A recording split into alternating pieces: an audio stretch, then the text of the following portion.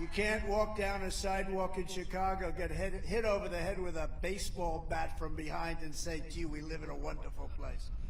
And that's what's happening. People, you see, they're being shoved into subway trains, trains coming along 40 miles an hour. Boom. A man shoved right into the train. These people, it's a horrible, horrible thing. Nobody's ever seen anything like what's happening now. Nobody's ever seen it because they're not respecting law and order. But with our police, when we give them back their tools, and you know what the tools are? It's up here.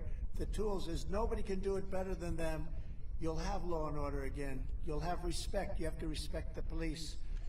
Right now, if a policeman speaks a little bit loudly, he loses his family, he loses his house, he loses his pension. We're not doing that anymore. We're not doing that anymore.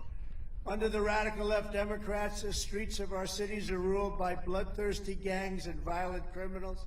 Much of the crime wave is caused by drug dealers who, during the course of their lives, will kill an average of 500 American citizens. So you have a drug dealer, he or she, over the course of their life, they'll kill 500 people with drugs.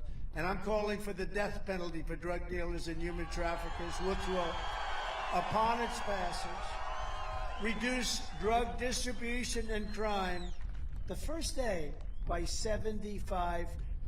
Crime will go down because so much of our crime is caused by these people. You go to places like China and many, I don't want to get into it because we don't want to be too controversial, but you go to China, you go to Singapore, you go to many countries where they have the death penalty, they have no drug problem whatsoever.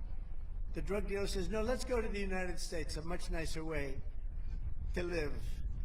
No, we have to do it. Not that we want to do it. Nobody wants to talk about that. But if we're going to have a country, we're going to have to do it. We have no choice.